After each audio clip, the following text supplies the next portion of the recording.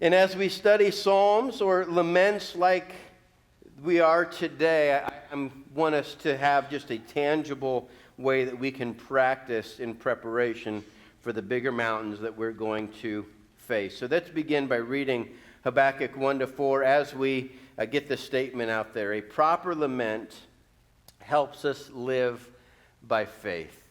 And so let's learn how to practice lamenting so that we can utilize lamenting to help us in our training to be faithful and ready when the mountains of life that need to be climbed are put before us. So let's read Habakkuk chapter 1, verses 1-4 as we break in the first part of this practicing lament. Habakkuk 1. The pronouncement that the prophet Habakkuk saw. How long, Lord, must I call for help, and you do not listen?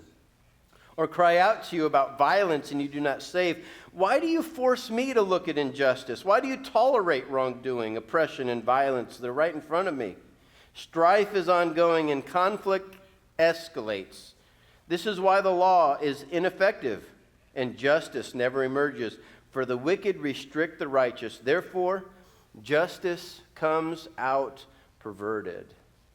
And so here is what we first see in the proper use of lamenting to help us live by faith, is that we will live by faith when we learn to lament and express our feelings to God. To properly lament, you've got to learn how to express your feelings to God. And the to God part is just as important as what it is to learn how to express our feelings. See, again, going back to social media and other things, a lot of our world is really good at just throwing our feelings all over the place. Some are overly emotional, while others, the opposite is true. They're never emotional, and so they don't know how to express their emotions. And some of that goes back to a personal relationship with God.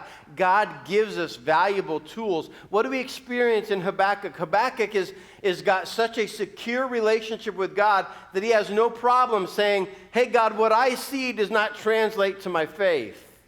And if I want to live by faith, I've got to at least let you know how I feel about my circumstances today.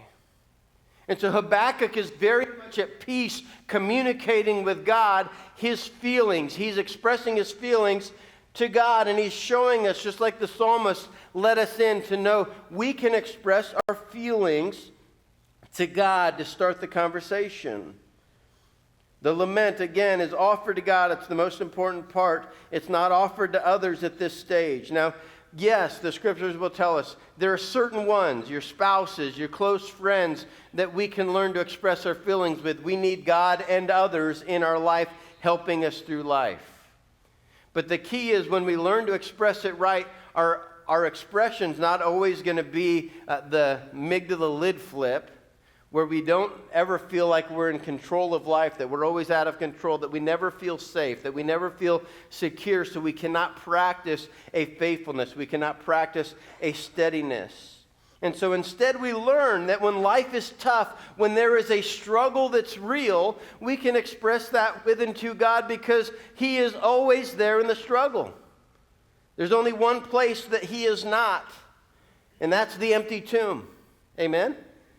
And because of that, He lives. He's a living God that through His Spirit is with us. He's going to walk with us. And so when we experience the struggle, when we experience the challenges and the trials, we express our feelings to God because He's right there in the midst of them. Now, when it comes to our feelings, I want to remind us some key pieces. Foremost, feelings are neutral. I've mentioned that before in a couple of other series over the last few years, but sometimes we need to be reminded. What do you mean, Jeremiah, when you say feelings are neutral? This is what I mean. Feelings made by God are not right or wrong. To feel just simply means that we're real. And every real person has feelings. God made our feelings, but these feelings are neutral. Now, what we do with our feelings is what's going to be right or wrong. If I am upset and I decide to go slap my neighbor, in my upset feelings, I did something wrong. It's not wrong to be upset. Did I take that to God? Did I express it to Him and learn to manage it there? Or did I go take it out on my neighbor? Likewise, if things go well, I made it to the top of the mountain, I could gloat and say, ha ha, I did something that none of you have ever done, ha ha ha ha. And I kind of did. I told you I was higher than you, sorry. But gloating looks different, right? We can say good game to the opponent, or we can go, gotcha. And one of those is right, and the other one is not right. So it doesn't matter what our feelings are. They can be positive or negative feelings in our mindset, but feelings are neutral. It's what we do with our feelings that are right or wrong. And the best way to process our feelings is with God. Even when those are lamenting feelings, when we see things that don't match up, things that are wrong, or times that we feel oppressed, or that we feel cheated, or we feel wronged, those are times that we need to learn how to express them to God. To go to Him and to say that. One of my favorite Christian artists, his name is Chris Rice, he wrote a song, Big Enough, where he says in the chorus, I hope, God, that you don't mind me asking you questions, but I figured you're big enough. And the idea there is exactly what we're seeing in Habakkuk. Habakkuk is asking some pretty big questions and making some pretty big feeling statements here, isn't he? He says, to go back over them, that he feels like God doesn't hear him when he continually cries out to God based on the evil that he is seeing and the wicked that continue to get away with that evil. And some of us, we can relate, right? We see things in the news. We read about laws that are passed or laws that are not passed. We read about things. We go into McDowell County and we see, wow, how is just the different side of a mountain so very different? And the injustices that are right around the corner that we want to address, or that we feel the burden to care about. When we see addiction and when we see sin, and we see a culture that seems like it really doesn't care about it. It's numb to it, to be truthful, and really largely because our culture doesn't know how to deal with it. It just decides to ignore it. It doesn't have to deal with it. Matter of fact, we can even socialize and separate socially. I think that's part of what we see with the differences in the mountains, is at some point we can just outprice it. We can outlive it. And so then we don't even have to deal with it anymore. We can call it whatever we want to call it, but our world has fashioned ways, to encourage injustice, to encourage these things. And Habakkuk is just saying, hey, God, I see this, and it's wrong. He communicates that he feels like God doesn't care about justice based on his continual experience of the injustice that's right in front of him. He belabors this point. He sees in those verses we just read the strife and the rising conflict. He even calls the law ineffective. Did you catch that?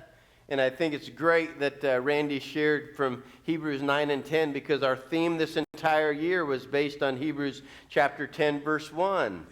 Since the law has only a shadow of the good things to come and not the reality itself of those things, it can never perfect the worshipers by the same sacrifices they continually offer year after year. And so here Habakkuk is seeing it too. He's saying, look, I continue to go to Sabbath.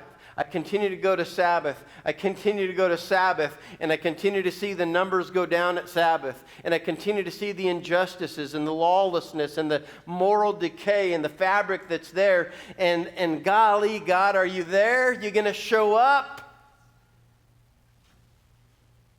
And it's okay to communicate that to God, especially in the prayer closet, especially in those times that we are with Him. We have things before us that seem wrong and perverted, unjust and painful. Like Habakkuk and the psalmist, it's healthy for us to learn how to communicate these to God first. Because if suppressed, these feelings are going to turn into fuel that make us just as wicked or toxic as the people or society that's inflicting pain upon us or on others around us.